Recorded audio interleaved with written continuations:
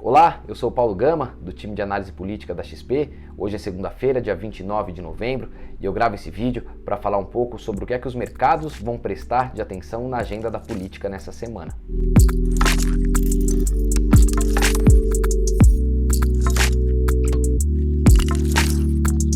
Semana que tem, mais uma vez, a PEC dos precatórios no centro das atenções.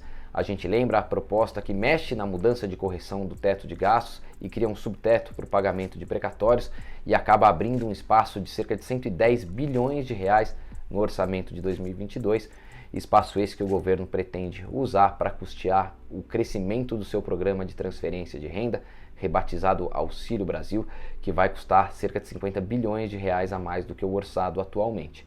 A proposta já foi aprovada na Câmara dos Deputados, teve na semana passada o seu relatório lido na Comissão de Constituição e Justiça do Senado e a perspectiva agora de que ela seja votada nessa terça na CCJ e assim possa seguir para o plenário.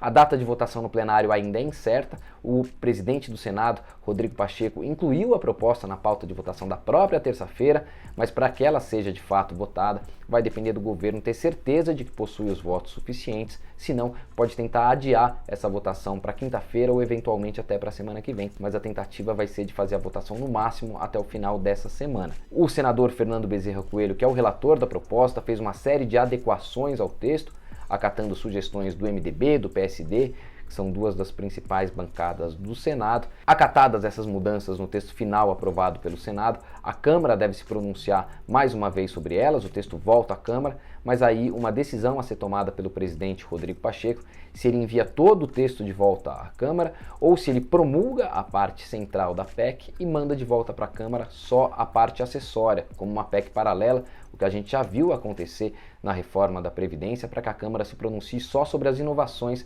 feitas pelos senadores. Isso é relevante porque, havendo a promulgação dessa parte central da PEC, o governo tem certeza de que vai haver o espaço fiscal em 2022 para o pagamento desse programa, tirando da frente propostas alternativas de crédito extraordinário, calamidade pública e tudo mais que poderiam ser usadas caso a PEC não avançasse em tempo suficiente para o pagamento do novo programa a partir de 2022. Há algumas pendências ali, enfim, os senadores ainda discutem conteúdo do texto e há um ponto maior de discussão entre o Congresso Nacional e o Supremo Tribunal Federal que pode ajudar a desanuviar esse ambiente, que é a questão das emendas de relator. A gente lembra, o Supremo Tribunal Federal suspendeu a possibilidade desse tipo de emenda, os pagamentos feitos a pedidos dos deputados e dos senadores para convênios, obras e prefeituras que eles designam no orçamento. Por conta disso, o Congresso tenta aprovar nessa segunda ainda um projeto de resolução para dar um pouco mais de transparência à destinação desses recursos e atender parcialmente o que determinou o STF. Se houver essa solução, se a retomada do pagamento das RP9s, as emendas de relator, for possível, isso desanuvia o ambiente de maneira geral no Congresso e tende a dar um pouco mais de facilidade na votação não só dessa matéria, mas como de todo o restante da agenda. Do contrário, não nos parece um impeditivo, mas o ambiente seguiria tensionado ali entre Congresso e Supremo e as votações ficando um pouco mais difíceis de acontecerem.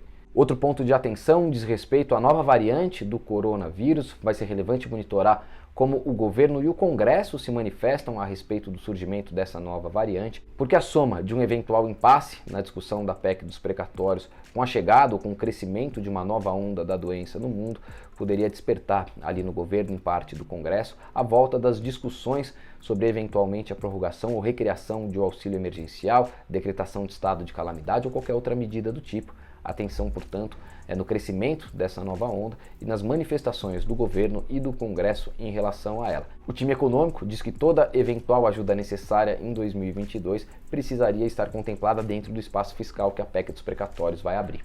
Por último, o PSDB entra nessa semana já tendo definido o seu candidato à presidência em 2022. O governador de São Paulo, João Dória, foi escolhido pelo partido no fim de semana como representante da sigla na disputa. Vai ser relevante ver agora como se comportam as candidaturas de terceira via. A gente lembra, há desafios relevantes para o PSDB nessa disputa. O primeiro deles é tentar trabalhar as fraturas que aconteceram e que se evidenciaram durante as prévias partidárias, que dividiram grupos antagônicos dentro do partido. E o segundo deles, fazer valer o peso nessa disputa de terceira via, no momento em que se vê a candidatura do ex-ministro, ex-juiz Sérgio Moro atingir 2 dígitos nas pesquisas de intenção de voto. Uma tentativa de convergência para ocupar esse espaço vai ser um próximo desafio ali da candidatura do PSDB. Esses são os principais pontos de atenção dos mercados na política nessa semana e eu volto na próxima segunda-feira. Até lá!